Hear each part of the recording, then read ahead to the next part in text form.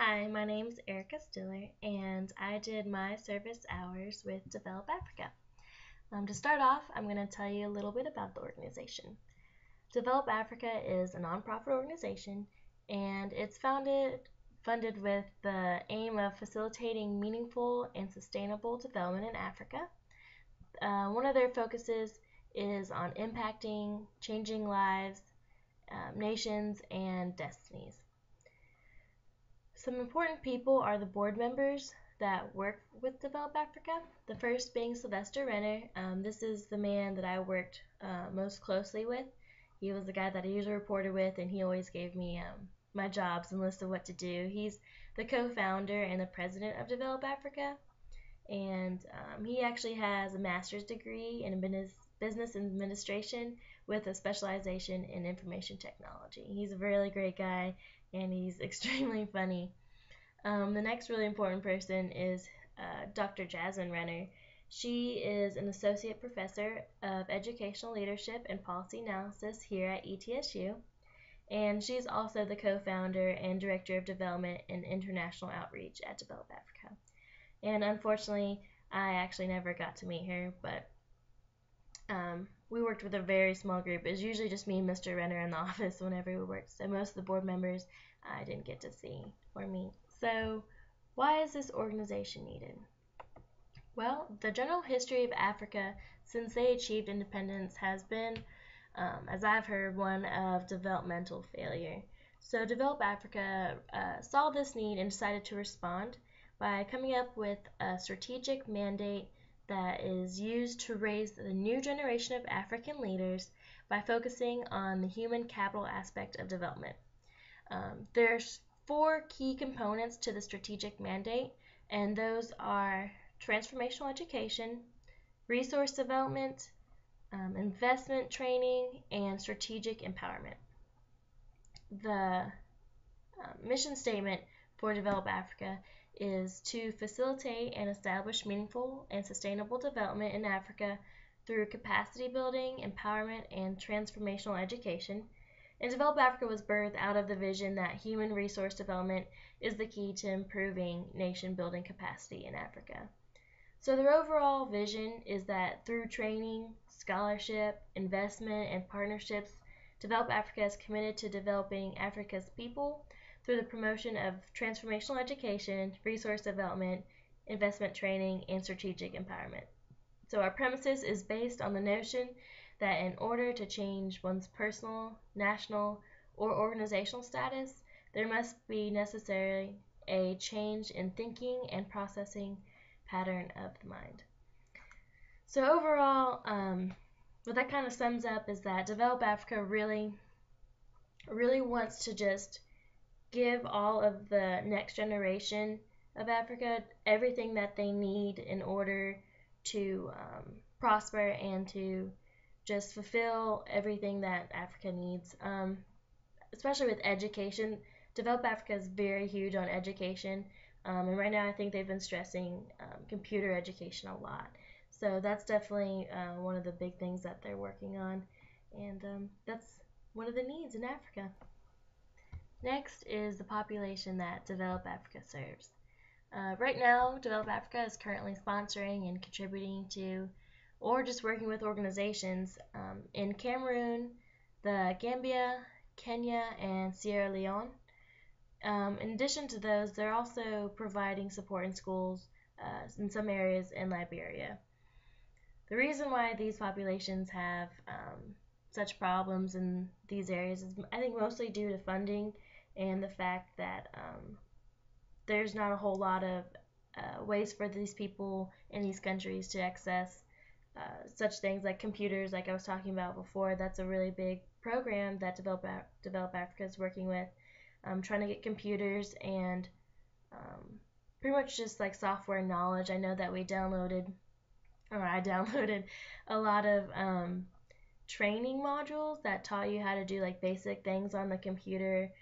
Also, not just like when I say basic, I mean like literally basic, like how to start a computer, what the keyboard is used for, the mouse. There's a lot of different things. I went into using like how to use Word, how to use PowerPoint, all kinds of things that like we I think take for granted the knowledge, but because they don't have a lot of computers and they don't have a lot of access to computers, people in these countries, they don't know exactly how to utilize it because they just don't have the accessibility that we have here. And I really think that's one of the biggest problems for the population. I think that's probably one of the reasons why they have such needs like that. It's just accessibility. So how is Develop Africa funded? Well, I would have to say the biggest way that they're funded is through donations. Absolutely. This organization is not picky at all. They will take anything and everything that you have to give because everything is usable to them. They are not picky at all. One of our most donated items would have to be school supplies for sure. Um, I know this because I worked with inventorying a lot of things while I was doing my hours. Pretty much I would just go through every box that was sent to us and take pictures of all of its contents and who it was from. That way we could send out proper thank you notes, and that way we had it on file, who had sent what and what we were supposed to have in stock and in the back rooms and stuff. But I don't know if you guys read my discussion board about what inanimate object I chose to represent Develop Africa, but I chose the pencil because literally there were so many that were donated that I had to go through. I feel like I could have bathed in them. Could have like filled up a whole swimming pool, and everyone could have just like jumped in and swum around. Like that's how many. Remember, we got one box that I guess someone I don't know if like some kid got in trouble, and as a punishment he had to count every pencil that was in that box. But someone had wrote down that there was approximately I think like 12,258 pencils in the box. I don't know who would count that, but that was just in one donation. But anyways,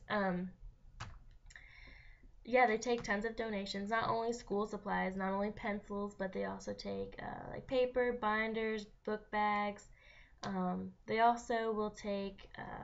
I didn't know this, but they'll take vehicles as a donation, and they also take like home rebates, eBay sales, and gift certificates. So, like I said, they're definitely not picky at all what you want to donate. But they also have some other means of funding for their organization. They have corporate partnerships, and they also have like business giving and employee donations.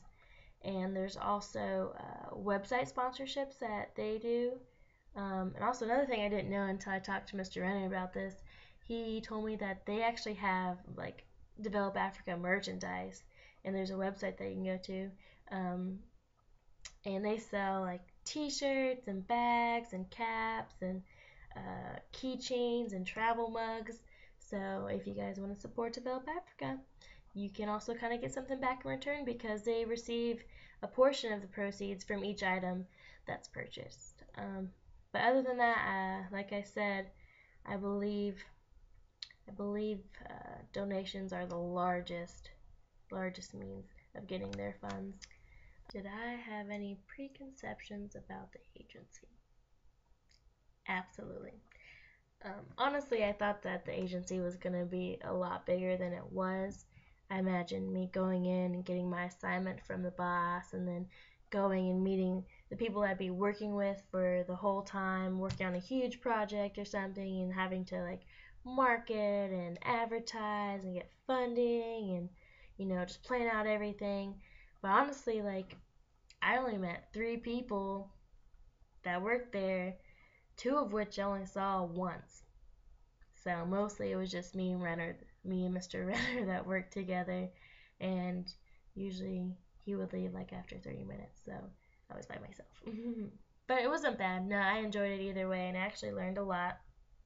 I didn't really learn a whole lot from doing the actual work, because like I said, I did inventorying where I just took pictures and uploaded them to computer and put them into files, or I stuffed envelopes, which I kind of already knew how to do, or I just made PowerPoints and used Publisher. So all that stuff I already knew, but what I learned the most from would have to be from the workers there, talking to them and kind of getting to know them. Especially one of the workers on the first day I worked there, while we were stuffing envelopes for 4 hours. We didn't really have anything else to do besides talk, so we got to know each other pretty well.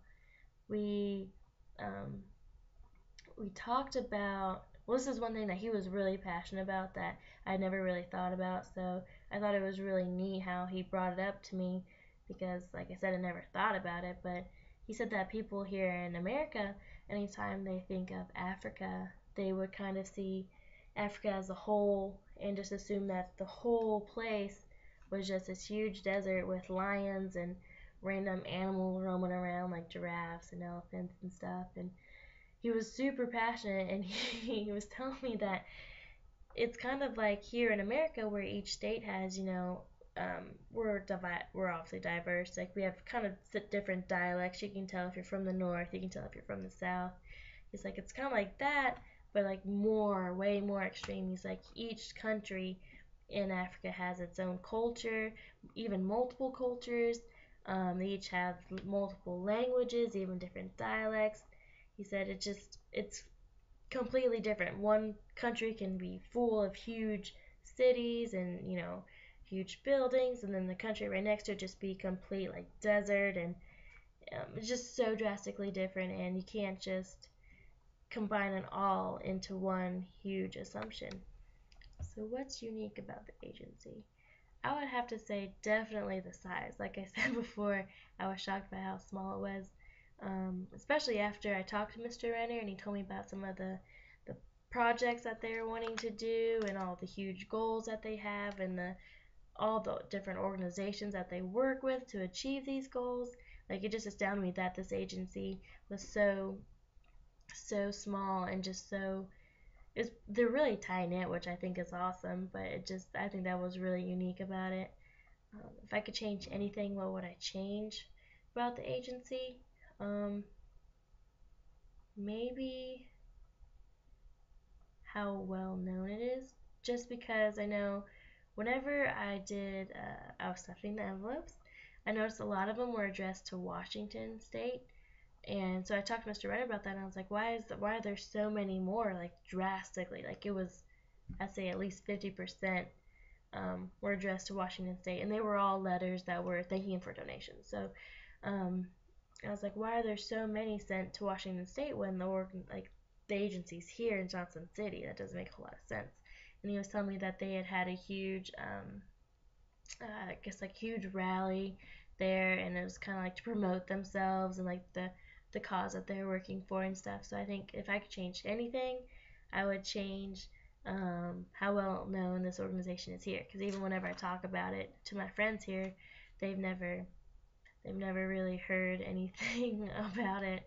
And I think if people just were aware that this was here and that it was possible for them to be able to assist with this kind of thing, that like it's in your hometown, it's right next door, you can just stop by and donate or just volunteer your hours. I think just the publicity side of it would help a lot, definitely.